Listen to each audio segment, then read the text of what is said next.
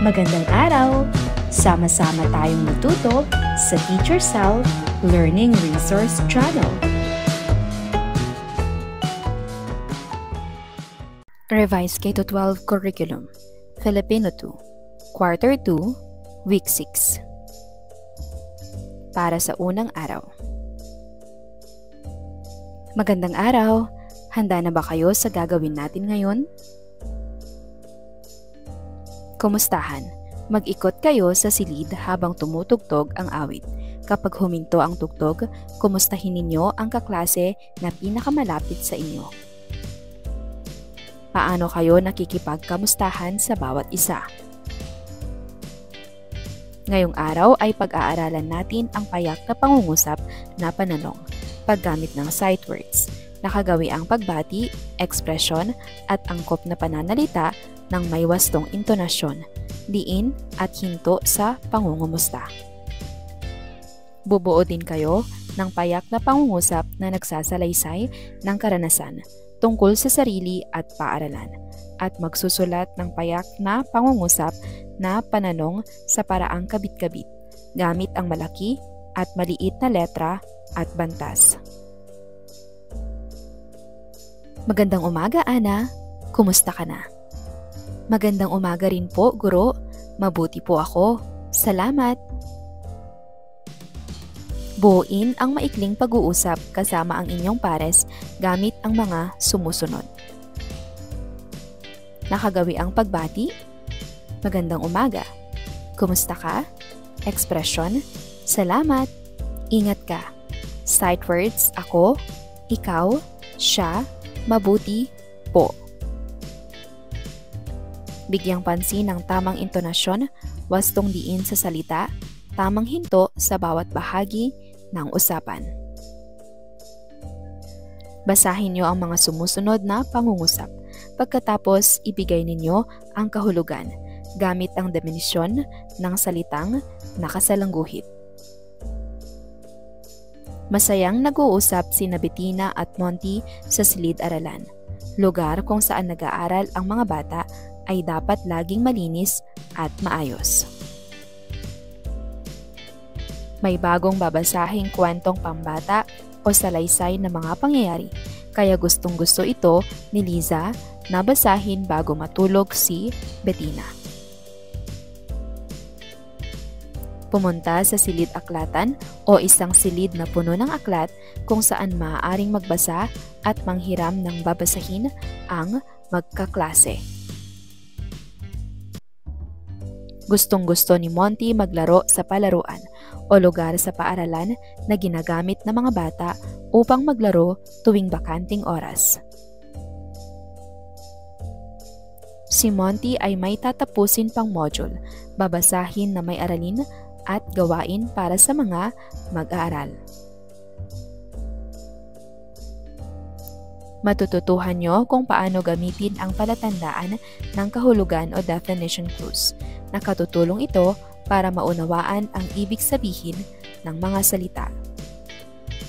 Basahin niyong muli ang mga salita na natutuhan ninyo. Gumawa kayo ng payak na pangungusap gamit ang mga salitang ito at iugnay sa sariling karanasan ninyo sa paaralan. Dalawang magkaklase na nag-uusap. Ito ay pinamagatang si Monty at ang mahiwagang module. Isang araw ay nag-usap ang magkaklase sa silid-aralan. Monty, saan ka pupunta? Maglalaro ako sa palaruan mamaya. Huwag ka munang maglaro at may babasahin tayo. Bakit magbabasa na naman tayo? Kailangan nating gawin ito para lalo tayong matutong magbasa. Marunong na akong magbasa. Hindi sapat na marunong lang tayong magbasa. Mahalaga rin na nauunawaan natin ang ating binabasa. Paano naman ang paglalaro ko? Kailangan din iyan, pero gawin natin sa tamang oras. Sige na nga, pumunta na tayo sa silid-aklatan. May module pa rin akong sasagutan. Maraming salamat, Monty. Sino ang mga batang nag-uusap? Ang nag-uusap ay sina Monty at Bettina. Ano ang kanilang pinag-uusapan? Pinag-uusapan nila ang pagbabasa at paglalaro. Bakit kailangang magbasa? Kailangang magbasa para matuto at makaunawa. Saang lugar sa paaralan makikita ang iba't ibang aklat? Sa silid-aklatan makikita ang iba't ibang aklat. Tama ba ang naging pasya ni Monty? Bakit? Oo, tama ang pasya ni Monty dahil pinili niyang unahin ang pagbabasa bago maglaro. Balikan ang naging usapan ni Monty at Bettina. Basahin ang mga pangungusap. Monty, saan ka pupunta? Bakit magbabasa na naman tayo? Paano naman ang paglalaro ko? Hello, kumusta? Sa anong letra nagsisimula ang bawat pangungusap? Sa anong bantas naman ito nagtatapos? Kapag may gusto tayong malaman, nagtatanong tayo. Halimbawa, anong pangalan mo? Tanong ito. Ang tanong ay tinatawag nating pangungusap na patanong. Patanong, ito ay pangungusap na nagtatanong o humihingi ng impormasyon. Ginagamitan ito ng tandang pananong sa dulo. Mga halimbawa ng pangungusap. Halimbawa ng tanong, kumain ka na ba? Uri ng tanong, oo o hindi. Saan ka nakatira? WH question. May lapis ka ba? Oo o hindi. Sino ang kasama mo? WH question. Panimulang salita ng tanong. Ano? Sino? Kailan? Saan? Paano? Bakit? May? Meron ba? Ka? Ba? Po? Tanong ko, sagot mo. Pumili kayo ng kapareha. Ang isa sa inyo ang magtatanong at ang isa naman ang sasagot. Pagkalipas ng ilang minuto, magpalitan kayo ng papel o gawain. Kumain ka na ba? May lapis ka ba? Saan ka nakatira? Gusto mo ba ng gatas? Naglalaro ka ba sa labas? Isulat mo. Itama nyo ang mga pangungusap na pananong. Huwag kalimutan na laging gumamit ng malaking letra sa simula ng bawat pangungusap. Gamitin ang tamang bantas tulad ng tandang pananong. Isulat nyo ang mga pangungusap nang magkakabit ang bawat letra sa salita. Si Ana ba ang kaibigan mo?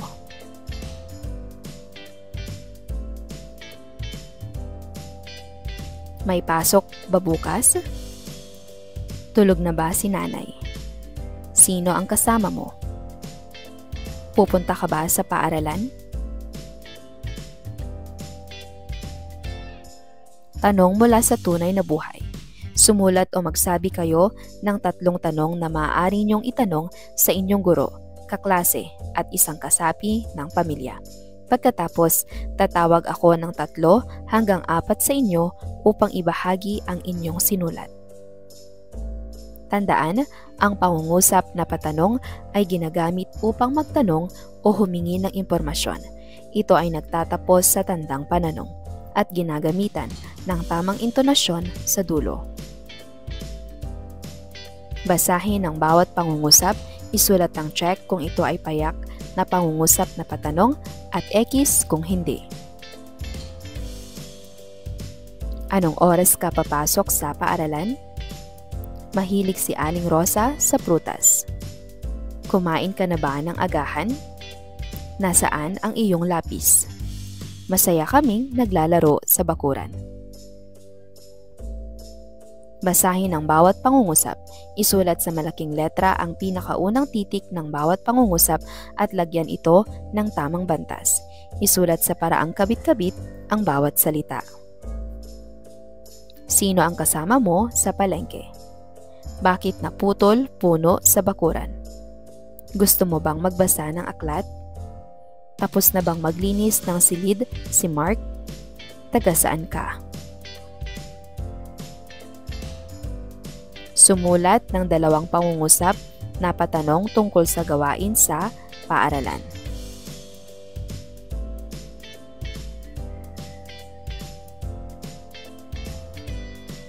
Para sa ikalawang araw. Magandang araw! Handa na ba kayo sa mga gawain natin sa araw na ito? Iguhit at sabihin. Isipin nyo kung sino ang mga tao na gusto nyong pasalamatan at ano ang mga bagay o pangyayari na talagang ipinagpapasalamat nyo.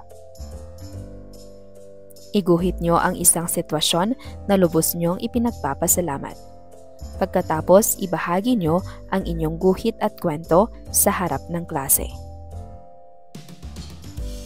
Para sa layunin ng ating aralin, ngayong araw ay pag-aaralan naman natin ang payak na pangungusap, napakiusap o pautos. Gagamit din tayo ng mga sight words, nakagawi ang pagbati, ekspresyon at angkop na pananalita ng may wastong intonasyon, diin at hinto sa pagpapasalamat.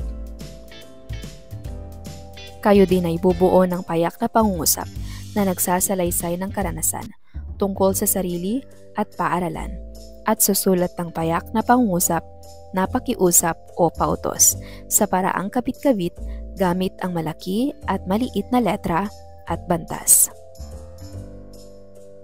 Salamat kaibigan. Kailan tayo nagsasabi ng salamat? Kanino tayo madalas magpasalamat? Ano ang sasabihin mo kung ikaw ang nasa larawan?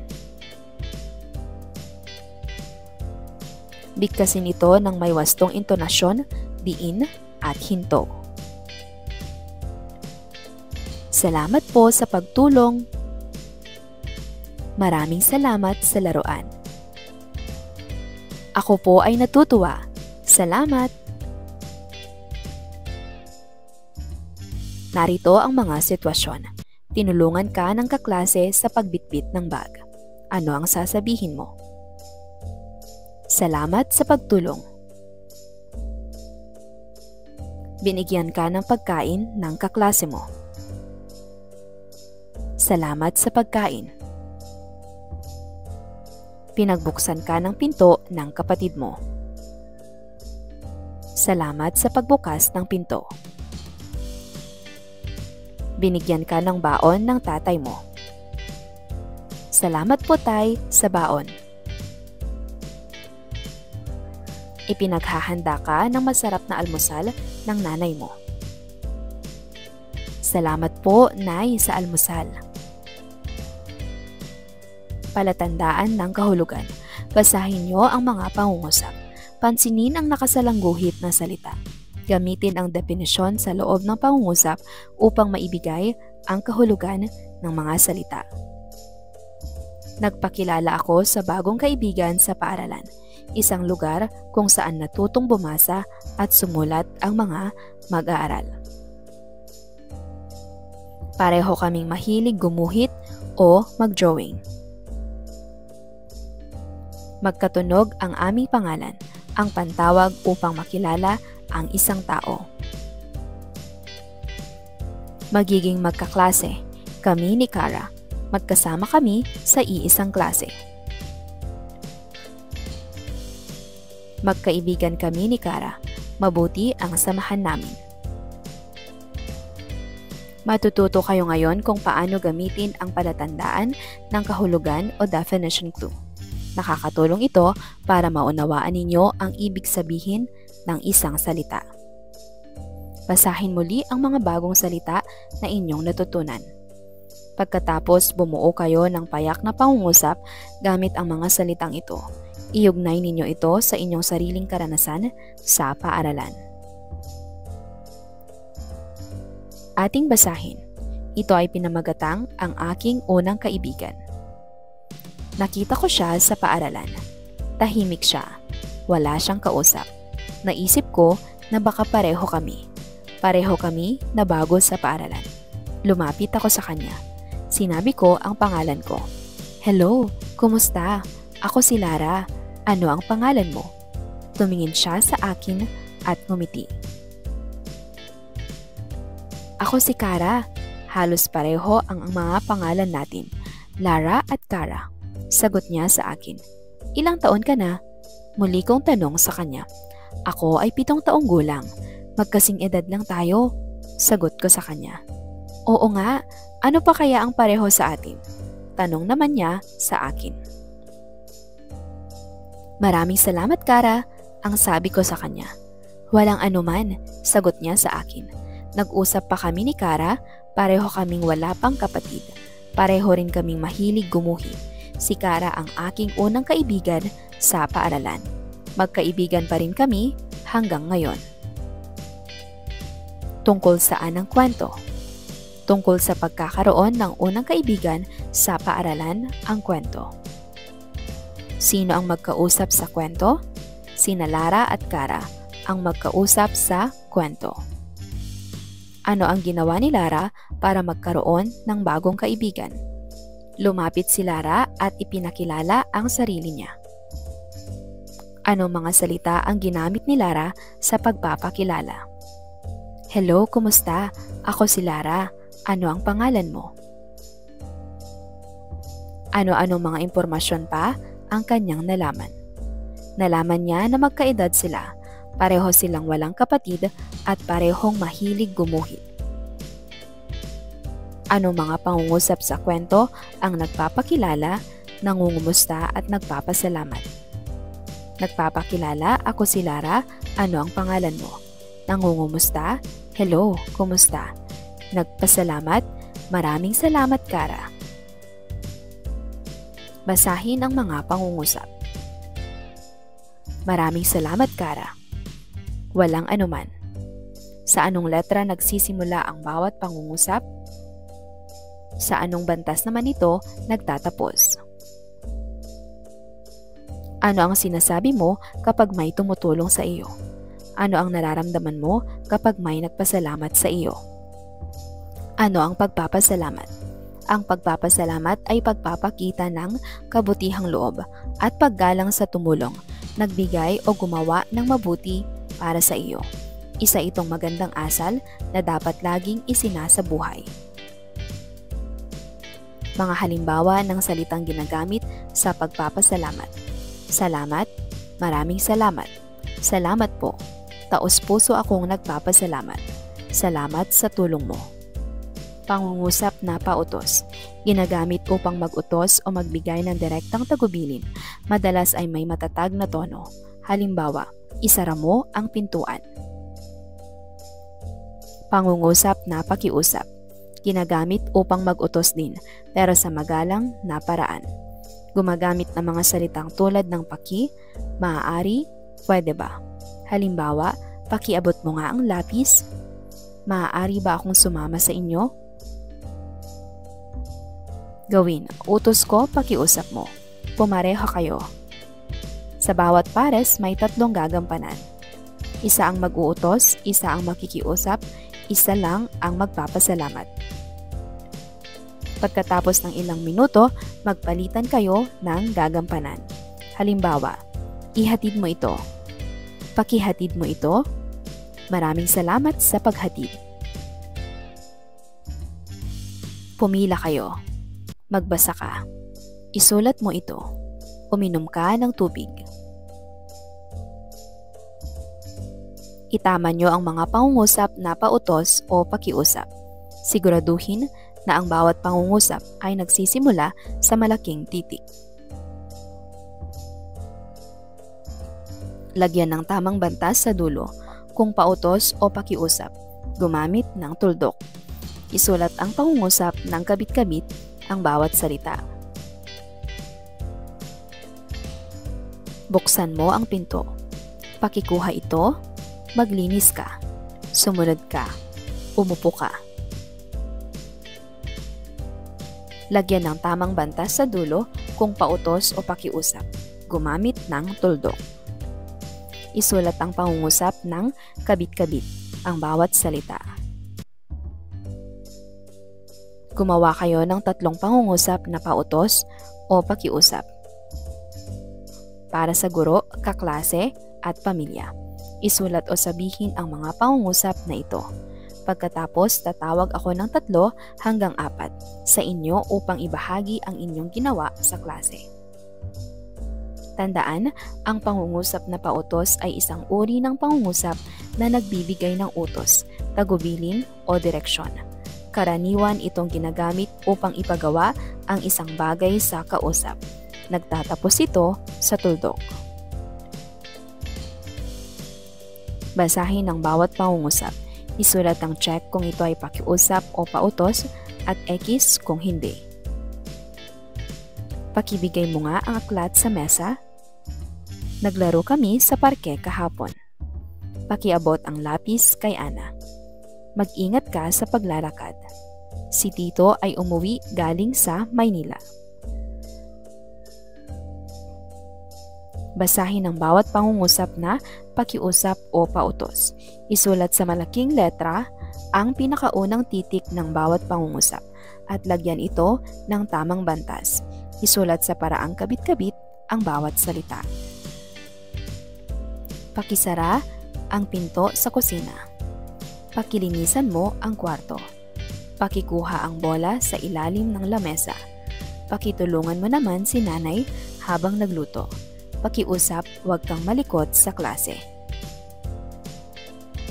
Sumulat ng maikling usapan na ginagamitan ng mga ekspresyong nagpapakilala, nangungumusta at nagpapasalamat. Isulat ito sa kwaderno. Para sa 3 araw. Magandang araw! Handa na ba kayo sa gagawin natin ngayon? Tayo ay umawit. Pakinggan ang kanta. Narito ang YouTube link. Ito ay pinamagatang Ako'y Batang Responsable in Filipino. FlexiBear Original Awiting Pambata Nursery Rhymes and Songs.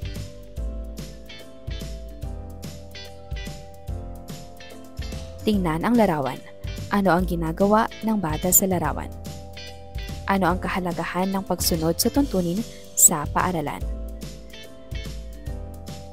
Layunin ng aralin, ngayong araw, pag-aaralan natin ang pagbibigay ng 4 na mahalagang detalye ng binasang tekstong impormatibo, tuntunin, paalala at panuto sa paaralan, pagbubuo ng payak na pangungusap na nagsasalaysay ng karanasan tungkol sa mga sitwasyong pampaaralan.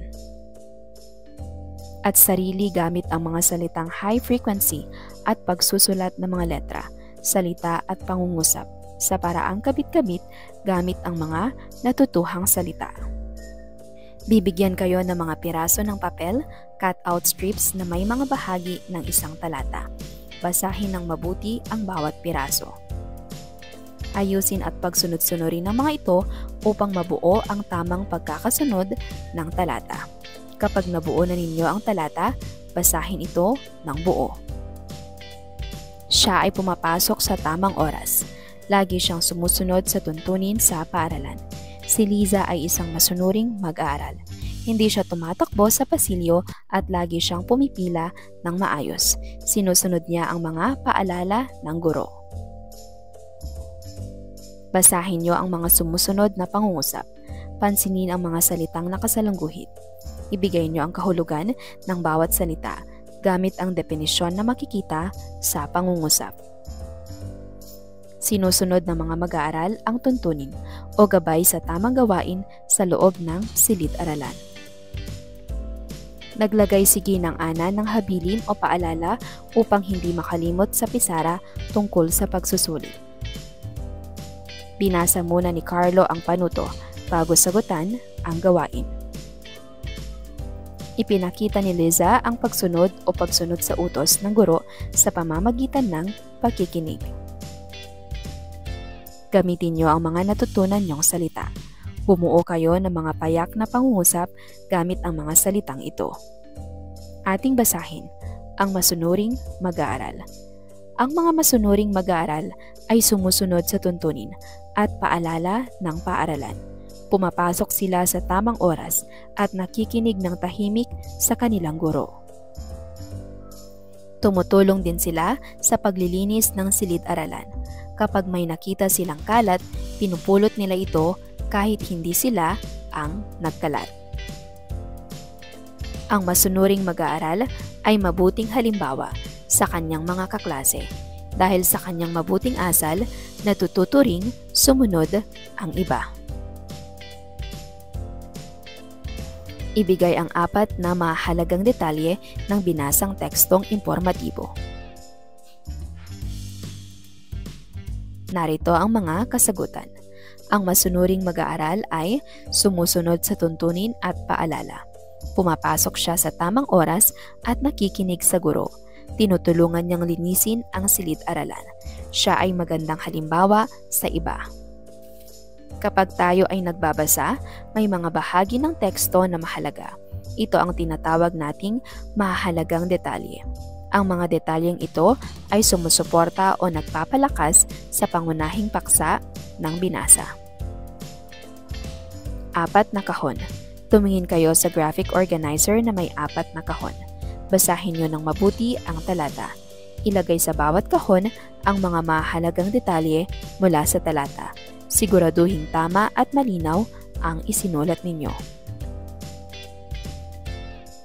Ang masunuring mag-aaral ay laging sumusunod sa mga tuntunin sa paaralan. Siya ay nakapila ng maayos at hindi tumatakbo sa loob ng silid-aralan. Tumutulong siya sa pag-aayos ng mga mesa at upuan bago magsimula ang klase. Kapag may sinasabi ang guro, siya ay tahimik na nakikinig at sinusunod ang mga tagubilin. Dahil sa kanyang kabutihang asal, karaniwang pinupuri siya ng guro at nagiging magandang halimbawa sa kanyang mga kamag-aral. Sagutin ito. Tuntunin na sinusunod, gawain sa silid-aralan, pagkikinig sa guro, epekto ng pagiging masunurin. Narito ang tamang kasagutan.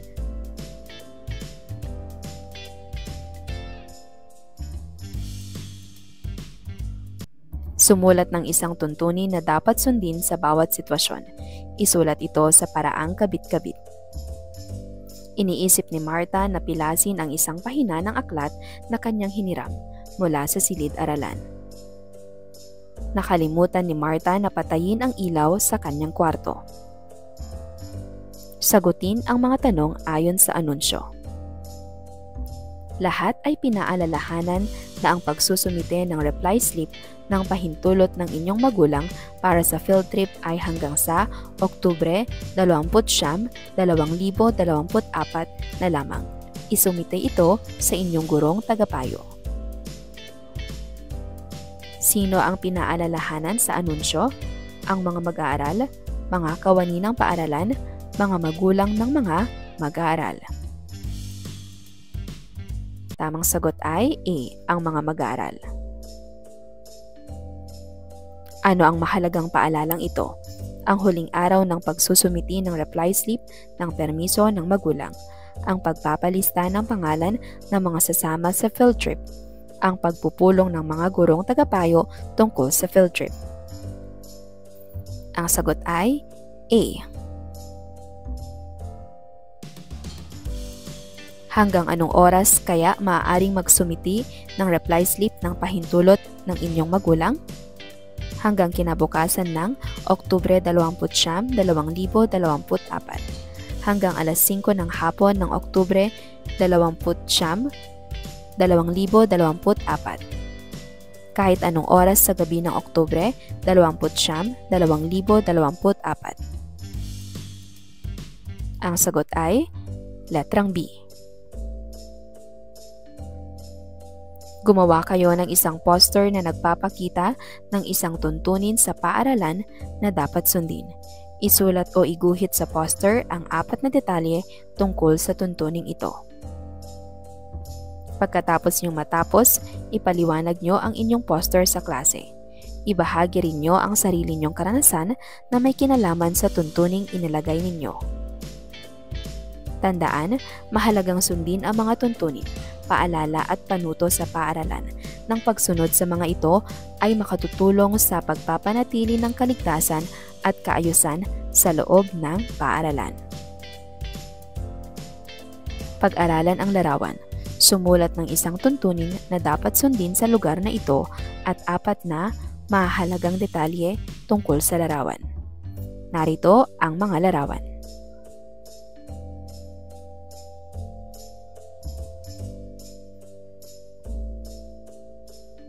Bilugan ang letra ng iyong sagot. Nakita ni Perla ang kaniyang nakababatang kapatid at mga kamag-aral nito. Binubunot nila ang mga bulaklak sa hardin ng paaralan. Hayaan niya ang kanyang kapatid at mga kaibigan na bunutin ang mga halaman. Sawayin niya ang kanyang nakababatang kapatid at ang mga kaibigan sa pagbunot ng mga halaman. Sumali siya sa pagbubunot ng mga halaman. Ang sagot ay B.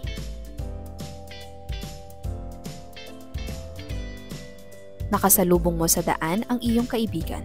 Tinatanong niya sa iyo kung saan makakabili ng gamot. Paano mo ibibigay ang direksyon sa kanya?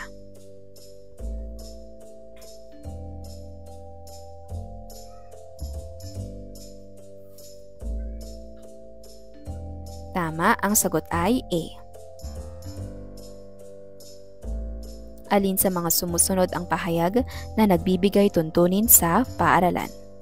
Isuot ang ID, mag-ingat sa aso, bawal magbaba at magsakay. Ang sagot ay A, isuot ang ID.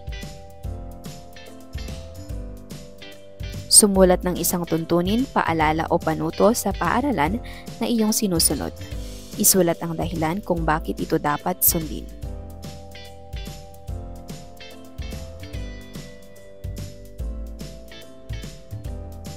Para sa ika-4 na araw. Magandang araw! Handa na ba kayo sa gagawin natin ngayon? Sabihin kung ito ba ay tama gamit ang thumbs up at kung mali naman ay thumbs down. Tumatawid ako sa tamang tawiran. Pumapasok sa paaralan sa tamang oras. Itapon ng basura kahit saan. Maging magalang sa mga nakatatanda. Nakikinig ng mabuti sa guro. Para sa layunin ng ating aralin, ngayong araw ay pag-aaralan natin ang payak na pangungusap na pakiusap o pautos. Pagbuo ng payak na pangungusap na nagsasalaysay ng karanasan tungkol sa mga sitwasyong pampaaralan. At sarili gamit at pagsulat ng payak na pangungusap na pakiusap o pautos sa paraang kabit-kabit gamit ang malaki at maliit na letra at bantas. Ano ang ginagawa ng mga bata sa larawan? Bakit kaya mahalaga ang pagsunod sa mga tuntunin sa paaralan? Ano ang nararamdaman mo kapag ikaw ay sumusunod sa mga paalala? Kayo ay magbabahagi rin ng sariling karanasan tulad ng mga nasa larawan. Ibigay ang kahulugan ng mga salita na nasa loob ng kahon gamit ang definisyon ng nakasalangguhit na salita. Maaari niyong iguhit ang salita. Madalas na tumatakbo sina Carlo, Tina at Rita papuntang kantina tuwing sasapit ang recess. Mga bata, lumakad lamang kayo at huwag tumakbo patungong kantina. Wika ni Binibining Gia. Pagkalayo ng guro ay nagtakbuhan ulit ang mga magkakaibigan paakyat sa kantina. Makalipas ang 15 minuto, hinanap na ni Binibining Gia ang tatlo. Nasaan na sina Carlo, Tina at Rita? Tanong ni Binibining Gia. Maya-maya ay nagulat si Binibining Gia nang makita ang tatlong magkakaibigan na may mga pasa at band-aid sa tuhod. Binibining Gia, maaari niyo bang ipaliwanag kung ano ang nangyari sa inyo? Bakit palaging tumatakbo sina Carlo, Tina at Rita pagsapit ng recess? Tumatakbo sila dahil nagmamadali silang makarating sa kantina. Ano ang paalala ng guro sa mga magkakaibigan? Pinaalalahanan sila na lumakad lamang at huwag tumakbo. Ano kaya ang nangyari sa tatlong mag-aaral? Nadapa sila kaya nagkaroon ng pasa at sugat sa tuhod. Saan kaya galing ang tatlong magkakaibigan? Ipaliwanag ang inyong sagot. Galing sila sa kantina dahil doon sila tumakbo. Ano ang paalalang dapat na sinusunod ng mga mag-aaral? Dapat silang lumakad papunta sa kantina. Bakit mahalaga na sundin ang paalala sa paaralan? Mahalaga ito upang maiwasan ang aksidente at masaktan. Gawin, sabi ni Simon, pautos at pakiusap. Kapag narinig ang sabi ni Simon sa unahan ng pangungusap, gawin ito. Kapag walang sabi ni Simon, huwag gagawin. Bibigkasin ko ang utos o pakiusap. Pagkatapos ng ilang rounds, sagutin nyo kung ito ba ay utos o pakiusap. Ang sabi ni Simon, tumayo. Ang sabi ni Simon, pumila ng tuwid. Ang sabi ni Simon, iayos ang upuan. Ang sabi ni Simon, isara ang libro. Ang sabi ni Simon, lumakad ng dahan-dahan. Ang sabi ni Simon, pakibukas ang bintana. Ang sabi ni Simon, pakilagay ang papel sa mesa. Ang sabi ni Simon, maaari ba kayong pumalakpak ng tahimik? Ang sabi ni Simon, pakihawak ang iyong lapis. Ang sabi ni Simon, pakiusap, umupo ng maayos. Alin sa mga sinabi ni Simon ang pautos? Alin ang mga pakiusap? Paano mo nalaman na ito ay pakiusap at hindi utos? Basahin natin ang tulang pinamagatang Aking Pangako. Ako ay nangangako na ako'y magiging masunurin, makikinig sa paalala ng guro at susunod sa mga tagubilin. Panatilihin ko ang kaayusan, kaligtasan at katahimikan. Ako ay magiging mabuting halimbawa sa aking mga kaklase at kaibigan. Ito ang aking pangako bilang isang mabuting mag-aaral ng aming paaralan. Kompletuhin ang pahayag. Ako ay nangangako na patlang. Isulat ang PS kung ang pangungusap ay pautos at PK naman kung ito ay pakiusap. Isara mo ang pinto. Pakiusap, tumahimik muna tayo. Umupo ng tuwid. Maaari ba kayong pumila ng maayos? Ilagay ang kalat sa basurahan. Sumulat ng tig-dalawang pangungusap na patanong, pautos at pakiusap. Isulat ang mga ito sa inyong kwaderno sa paraang kabit-kabit.